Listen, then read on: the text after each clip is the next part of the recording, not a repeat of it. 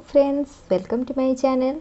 Friends आज मु आपणक पई प्रस्तुत करी स्वादिष्ट दही बैगणार रेसिपी जहाँ को आपण गरमा गरम भात सहित खाई परिबे। बहुत सुआदिया आ बहुत टेस्टी लगे। तो देखंतु यार प्रस्तुति प्रणाली। तो देखंतु फ्रेंड्स मु गोटे जगार किछि बैगण को भल भाव धोईकी ताको काटिकी नेइछि। किछि दही नेइछि, कटा होइतिबा किछि कंचा लंका और भुर्संग पत्र, किछि कटा होइतिबा रसुण, पंच फुटण, किछि सोरिष तेल और सुखिला मसाला भितर आमे नेइछंती ड्राई रेड चिली, लंका गुंड, गोलमरीच गुंड, भजा होइतिबा जीरा लंका गुंड, हळदी गुंड और स्वाद अनुसार लुण। तो देखंतु आग मु गोटे जगार बैगण नेइछि, सेथिरे मु किछि लुण को ऐड करि नउछि आउ किछि हळदी गुंड को ऐड करि नेइछि। हाफ स्पून रु कम हळदी गुंड मु ऐड करिछि। ए सब को आमे भलो भाबरे गोळेई नबा बैगण सहित। फ्रेंड्स आकु गोळेई की बेसी समय रखिबेनी काहे कि ना बैगण पानी छाडी पारे। तो एबे मु गैस ऑन करी फ्राइंग पैन को बसई नउछि। फ्राइंग पैन हमर गरम हे आसिले सेथिरु 3 रु 4 बड़ चमच सोरिष तेल को ऐड करिबा। तेल टिके गरम हे आसिले आमे गोळेई की रखिथिबा बैगण को भाजिबा। देखंतु मु सबु जाक बैगण को एमती गोटा गोटा करी पकेई नउछि। ए बैगणटी बहुत जल्दी सिझी जाए, जमा भी टाइम लागेनी। 2 रु 3 मिनिट भितर हमर बैगण भल भाबरे सिझी जिवो। तो देखंतु मु याको गोटे गोटे करी उल्टेई नउछि।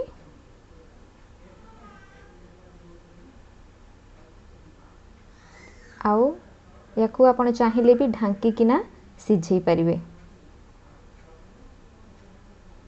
देखंतु हमर बैगण एठी भल भाबरे सिझी जाईछि, भाजी भी जाईछि। आमे किछि समय ढांकुणी देकी आउ टिके सिझिया पई छाडी दबा। तो देखंतु मोर सबु जाक बैगण भल भाबरे सिझी जाईछि। तो एबे मु गोटे जागा को बैगण को बाहर करि नउछि। एई टाइप रो आउ जतिके बड़का बैगण को मध्य मु एमती पैन रे पसई की भाजी नउछि। देखंतु हमर बैगण गोटे साइड हे जाईछि, मु उल्टै दोछि। भल भाबरे बैगण को भाजी किना सेम जागा को बाहर कर नउछि।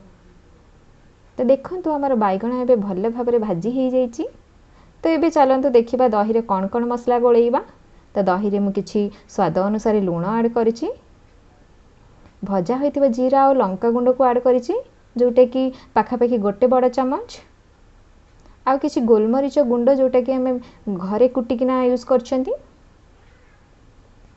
ए सब जिंस को ए सब मसला को हमें दही रे भल भाबरे गोळेइ दबा। ताहले हम दहीटा खाली फिका लागिबनी, जेहेतु भजा जीरा गुंड पड़िछि, गोलमरीच गुंड पड़िछि और लूण पड़िछि। हमर दही रो टेस्ट सेमती रे भी बहुत बढ़िया आसीबो। तो चलंतु देखि नबा छुंकर प्रस्तुति। मु गोटे तड़का पैन को बसई देइछि।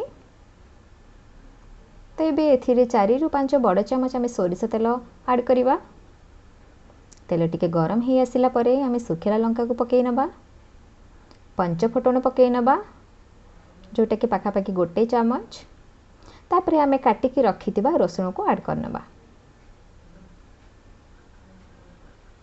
रखिथिबा कंचा लंका को ऐड करिनबा, जोटा कि छोटो छोटो एकी चॉप करा हेछि। भुर्संग पत्र को ऐड कर दबा। तो ये सब जिंस को आमे भल भाबरे तेल रे फ्राई करिनबा तड़का पई। आ रसुण को टिके सिझिया पई छाडी दबा। तो ये समय रे आमे भाजी के रखिथिबा सबु जाक बैगण दही रे मिसई नबा।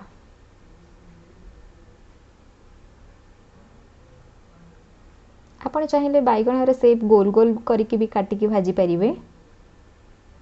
तो एपटे चलतु देखि नबा हमर छुंक केते बाट गला। मैं सेथिरे किछि लंका गुंड ऐड करिछि, जहा द्वारा कि हमर दही बैगण कलर टिके रेडिश आसीबो, बहुत सुंदर लागिबो। तो देखंते हम छुंक प्रस्तुत हे जाईछि। तो छुंक को मैं दही ऊपर पकई दोछि।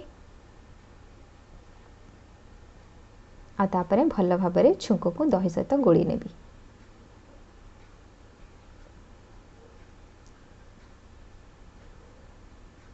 देखंतु मु छुंक को दही सहित गड़ी नौची केते सुंदर हमर दही बाइगण दिसुची बहुत सुंदर दिसची आ दही बाइगण मध्य बहुत स्वादिया आ बहुत इजीली बनी जाए जम्मा टाइम टेकिंग नुह सहज और सुविधा रे गोटे स्वादिष्ट रेसिपी आमे तैयारी करले आज जार ना हूँ दही बाइगण आशा करुँच मो भिडियो आपन को निश्चय भल लगुव जदि मो भिडियो आपन को भल लगुचे ताले लाइक करेंगे शेयर करेंगे मो चैनल को सब्सक्राइब करेंगे जदि मो चैनल को एपर्यंत सब्सक्राइब करना ताले निश्चय करेंगे पाखरे थिबा बेल आइकन को मध्य प्रेस करेंगे जहाँद्वारा कि मुझे जिते नुआ नुआ वीडियो अपलोड करी तार नोटिफिकेशन आपन पाई परिबे। तो देखंतु स्वादिष्ट दही बाइगण हमर रेडी हो जाइए केते सुंदर लगुच या भात सहित खाई निश्चय मते जणाइबे केमती लागिला। Thank you for watching.